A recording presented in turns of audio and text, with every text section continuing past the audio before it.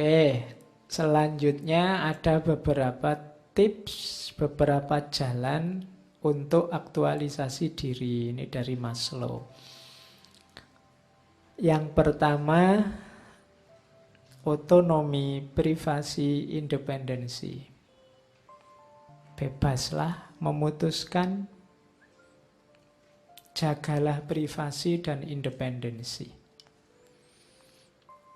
Ini alamat bahwa wujudkan dirimu sebagaimana yang kamu inginkan, jangan mudah terpengaruh oleh lingkungan sekelilingmu. Otonom. Tidak satu ingin PNS, semuanya PNS. Satu ingin bisnis, semuanya terus ingin bisnis. Tidak gitu. Otonom, putuskan sendiri mana yang menurutmu cocok, mana yang sesuai passionmu tadi. Jadi itu jalan pertama untuk self-aktualisasi, mewujudkan dirimu.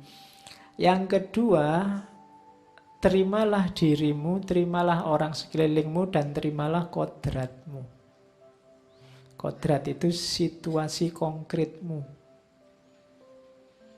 Kita itu kan tadi punya potensi, punya situasi, punya fakta-fakta realitas hidup objektif kita. Terima itu dulu. Jangan mengeluh dulu, jangan kesusun nuntut dulu. Pahami dirimu apa, siapa, kapasitasmu, kemampuanmu apa. Jadilah realistis. Karena modal pertama itu, kalau kamu realistis saja tidak bisa kamu mengembangkan diri.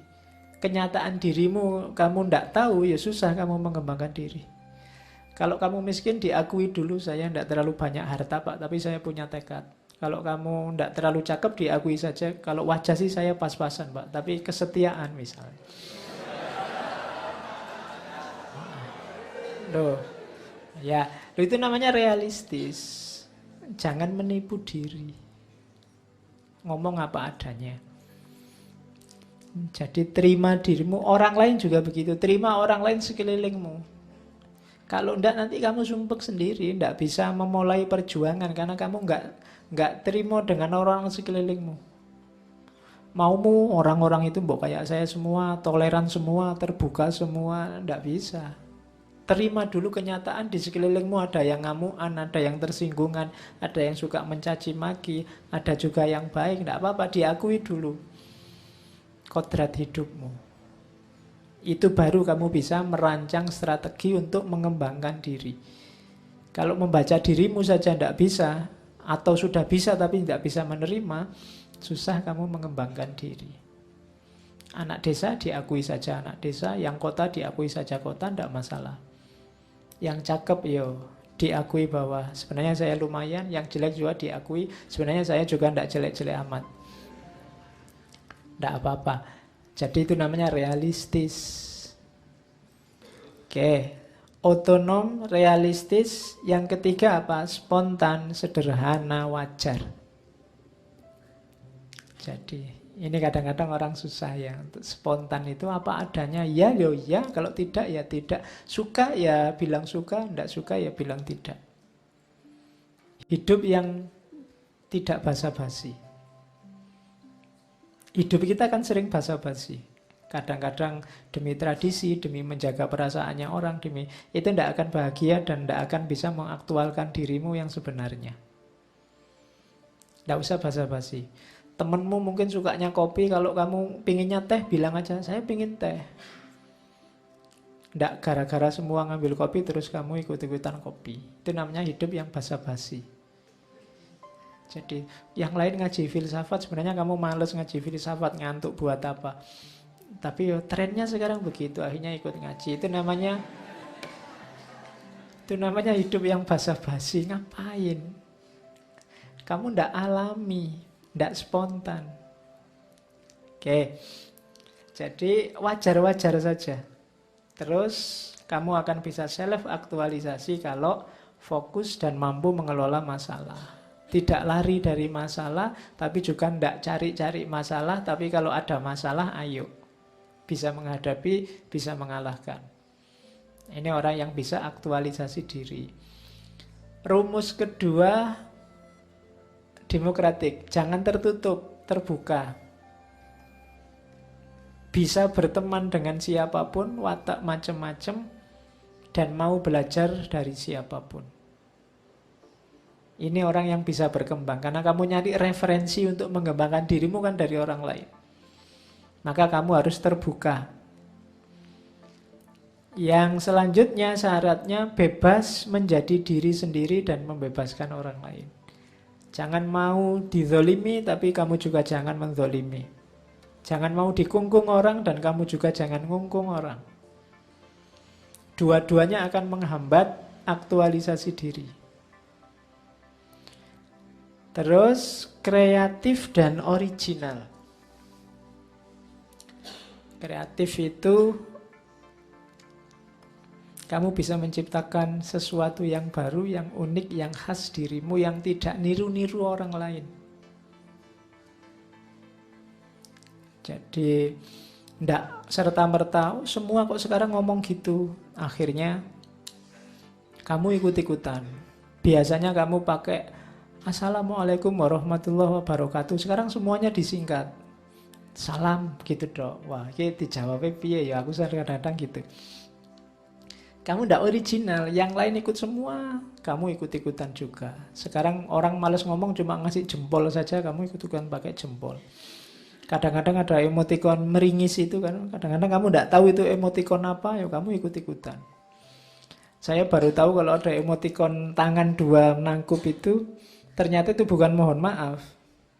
Tapi itu emotikon high five. High five itu setuju sebenarnya, sepakat ya, oke. Tapi kan kamu mohon maaf pak, kan kamu gini. Ya. Dan itu dari mana kamu dapatnya? Niru-niru orang lain. Sama kayak emotikon yang atasnya ada gambar bulatnya itu kan. Ada yang menafsirkan itu sedang bingung. Jadi ada sininya muter-muter berarti bingung. Jadi kalau kamu ada orang ngomong kok kamu tidak paham, terus kamu kasih emotikon itu. Padahal maksudnya bukan itu. Nah itu kan, kenapa kamu kok gitu? Karena kamu ikut-ikutan orang lain. Kamu tidak kreatif dan tidak original. Kamu ciptakan sendiri yang versimu. Biasanya kalau ada berita tidak enak apa berita enak, itu isinya copy paste kabeh. Ya kan? Innalillahi, semoga itu podo kabeh isine semuanya. Ya. Semoga cepat sembuh, semoga diterima di sisinya, yang ditinggalkan mendapatkan kesabaran. Kabeh podo dari awal sampai akhir. Copy paste, ndak original, ndak kreatif. Kreatif lah. Kamu akan dikenal jadi sesuatu.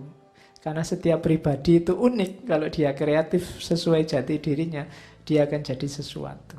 Tapi kalau kamu hanya ikut sekelilingmu, ya kamu tenggelam dalam kerumunan, kamu tidak akan kelihatan.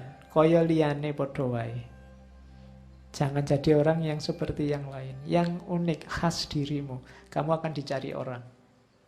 Ya tentunya yang baik-baik ya, jangan yang jelek-jelek. Nanti saya original bagian yang jelek-jelek Pak Ojo. Oke, terus bermoral. Jadi jadilah orang baik. Di situ kalimatnya bermoral tanpa harus butuh otoritas eksternal. Tanpa harus disuruh-suruh, tanpa harus dipaksa-paksa, tanpa harus sibuk dengan dalilnya apa. Kamu tahu mana yang baik, mana yang tidak, dan kamu jalankan itu. Itu namanya punya kepekaan etis. Terus gentle dan itu kalimatnya agak unik. Philosophical sense of humor. Jadi gentle itu lembut, tidak kasar, tapi juga tidak cengeng. Itu gentle. Makanya kalau kamu pidato kan ada ladies and gentlemen. Gentleman itu bukan yang tinggi, besar, gagah, keras, enggak. Atau yang lembek, melambai juga tidak.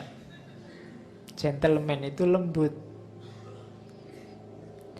Nah, jadilah orang yang gentle, yang tidak keras, juga tidak cengeng, tidak lembek, serta punya rasa humor.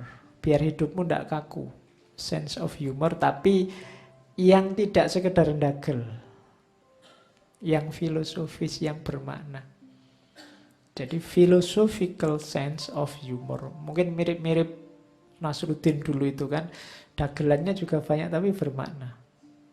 Hidupnya seneng, kelihatannya santai tapi maknanya dalam. Terus resisten terhadap inkulturasi. Maksudnya apa? Tidak ditelan oleh budaya sekelilingnya. Tidak mudah terpengaruh oleh budaya-budaya yang hadir di sekelilingnya. Itu ciri self-actualizer. Orang yang ada kans untuk nyampe level kepribadian tertinggi, mewujudkan dirinya. Kalau yang kita sebut di self-actualizer pertama dan kedua ini susah dipenuhi, biasanya kita masih susah menggali potensi kita sampai puncak. Maka galilah di situ.